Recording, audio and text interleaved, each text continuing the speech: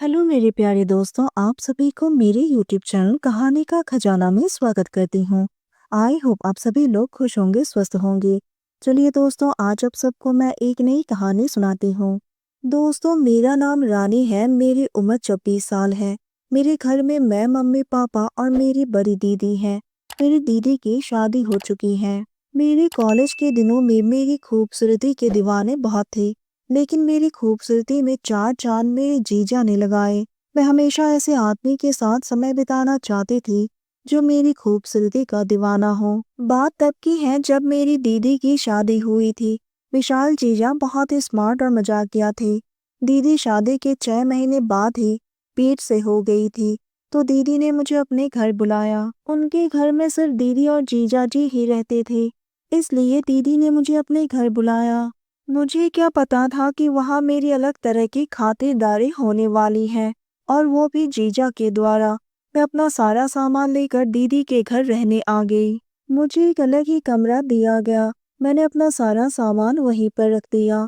Doctor ने दीदी को काम करने से मना किया था, और इसी वजह से घर का सारा काम मुझे ही करना पड़ता था।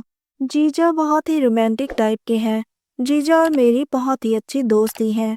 हम दोनों एक दूसरे के साथ अपने सीक्रेट बातें भी शेयर करते थे और बहुत ही मस्ती किया करते थे। जीजा तो मुझे ही निहारते रहते थे। वो मेरे साथ अपना कीमती समय बिताना चाहते थे, लेकिन ये मुझे नहीं पता था। मुझे दीदी के घर में आए हुए 1 हफ्ते हो गए थे। जीजा अपने ऑफिस चले गए। मैं बोर हो रही थी, तो मैंने जीजा के लैपटॉप उठाई और अपने कमरे में ले गई। जैसे ही मैंने वीडियो का फोल्डर खोला, उसमें बहुत सारी वीडियो भरी हुई थी।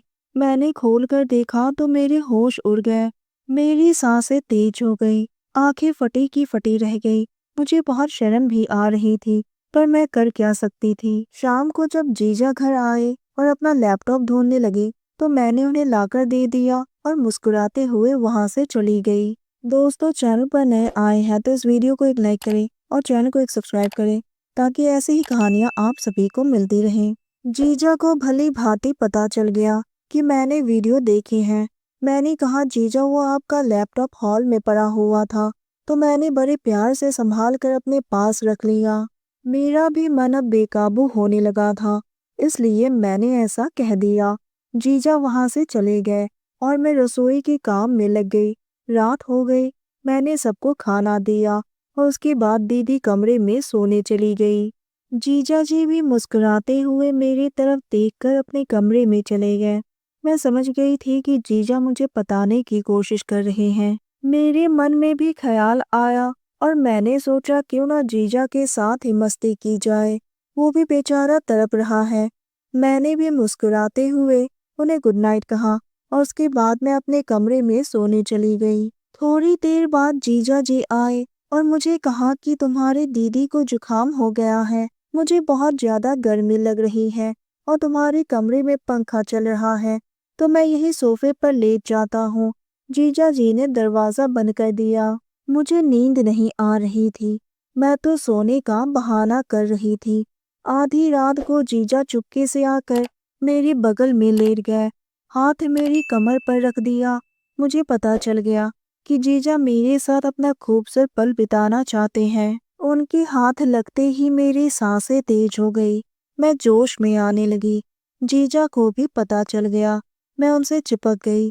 उन्होंने धीरे से अपने होठों को मेरे होठों पर रख दिए और अपने खूबसूरत पल की ओर कदम बढ़ाने लगे। मैं मदहोश हो गई थी, अपने आप पर काबू नहीं रख पा रही थी। मेरी सिसकने की आवाज पूरी कमरे में गूंज रही थी। पहली बार मुझे एक अलग ही एहसास का अनुभव हुआ। मैं अपने आप में बदलाव महसूस करने लगी। सुबह के 4 बजे जीजा अपने कमरे में चले गए। उसके बाद जब भी मौका मिलता है, हम दोनों आपस में अपने खूबसूरत पल बिताते हैं। दोस्तों, आप सबने अपना कीमती समय निकालकर इस वीडियो को सुना, इसके लिए आप सभी को धन्यवाद करती हूँ। धन्यवाद दोस्तों।